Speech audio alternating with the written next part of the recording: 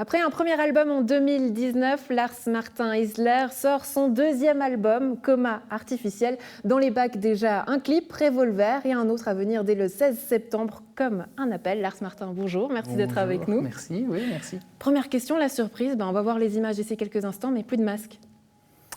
Plus de masque. Dans le clip, on me voit un peu, effectivement, on voit mon visage, mais on n'est pas sur scène, on est dans un clip. Et je pense que ça fait aussi partie du personnage d'être moi sans masque, quoi. Un personnage qui a aussi évolué. Qu'est-ce qui change du premier au deuxième album ? Ce qui change, c'est que cet album-là est un peu plus direct, et la musique un peu plus pop. La musique, malgré le titre qui peut-être ne le dit pas, la musique est quand même un peu plus entraînante, un peu plus festive que le premier album. Plus joyeux, donc on a retrouvé de la gaieté. Ouais, quand même. Malgré les thèmes de fond qui ne sont pas forcément tous très joyeux sur cet album-là. Mais de manière générale, ouais, c'est un album, c'est une direction un peu moins expérimentale que le premier album. Il y avait quelques titres limite un peu expérimentales sur le premier disque. Et là, on est sur quelque chose de plus pop, un peu plus simple, plus direct, quoi. Est-ce que ça voudrait dire que tu t'es enfin trouvé ou que tu cherches encore justement à tester plusieurs choses ? Je pense qu'on cherche tout le temps. Enfin, ça dépend des personnes, mais je ne sais pas de quoi sera fait le troisième album. Peut-être que ça sera jazz, peut-être qu'il y aura des cordes, peut-être que ça sera musique électronique beaucoup plus intense que celui-là. Je ne sais pas. Je pense que c'est ce qui est intéressant aussi, c'est de se laisser un peu aller et voir ce que l'inspiration va m'amener. En tout cas, dans les images, tu te laisses carrément aller. J'ai envie de dire, vous allez le voir, c'est assez coquin. On va regarder Revolver et on en parle tout de suite après.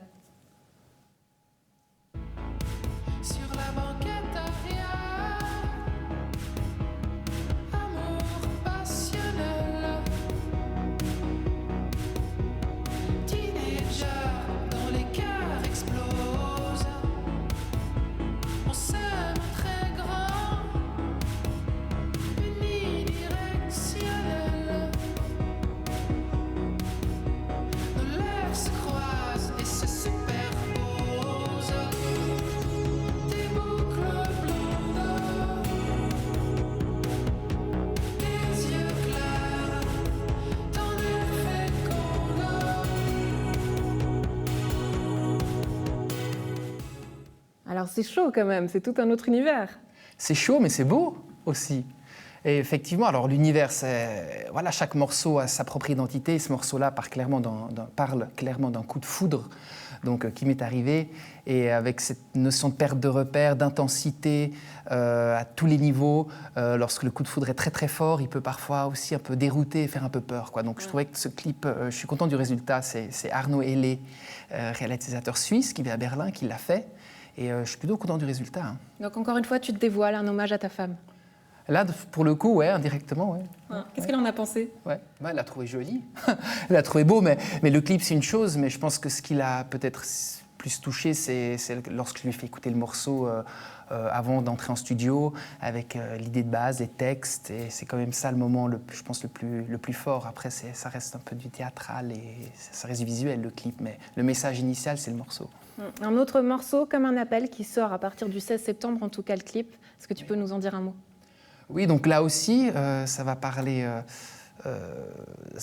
d'amour et mon rapport qui, à l'époque, n'était pas toujours très simple avec l'amour. Donc, lorsque j'ai rencontré la femme de ma vie, avec qui je suis encore actuellement, c'était très fort et un peu trop fort. Et j'avais cette notion, ce rapport à l'amour de perfection. Il faut que je sois parfait pour le mériter, l'amour. Donc, il n'y avait pas de droit à l'erreur.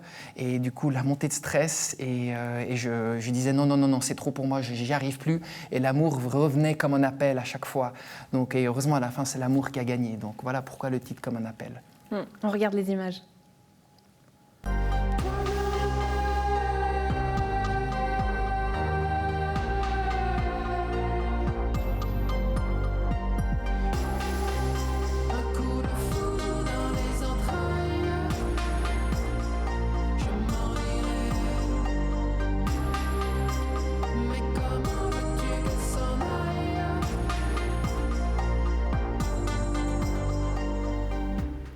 Donc pour conclure, qu'est-ce qu'on peut dire ? Tout un parcours qui a été fait, on passe d'un côté plus mortuaire peut-être, un passage introspectif à quelque chose de plus fleur bleue. On ose dire ça ou pas ?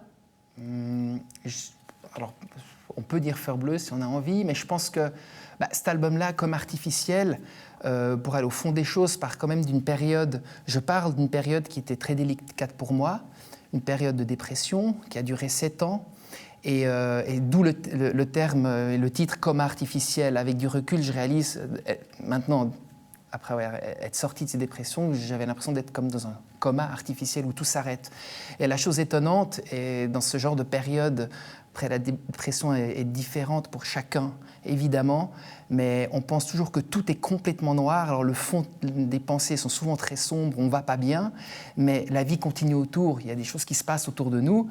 Et j'ai rencontré ma femme pendant cette période sombre. Donc c'est quand même une période mélangée de contrastes, compliquées, et en même temps des choses positifs qui peuvent arriver. Et pour finir avec ce type d'album, donc voilà, le message est aussi que voilà, il y a eu une dépression, elle était là, et je l'ai traversée, maintenant je vais bien, et elle m'a clairement aussi apporté quelque chose, parce que voilà, la dépression, c'est quand le corps parle, lorsque le cerveau ne tient peut-être plus, et il nous oblige de faire face à certaines choses qu'il faut régler pour pouvoir continuer. Et dans mon cas, ça m'a aidé à régler des choses, ça m'a forcé à régler des choses pour aller bien. Un message d'espoir et qui nous fait du bien, surtout en cette période. Lars Martin alias Visage pâle, j'y arrive presque, Coma artificiel, c'est le nouvel album. Merci beaucoup d'avoir été avec nous. Merci beaucoup pour l'invitation. Merci.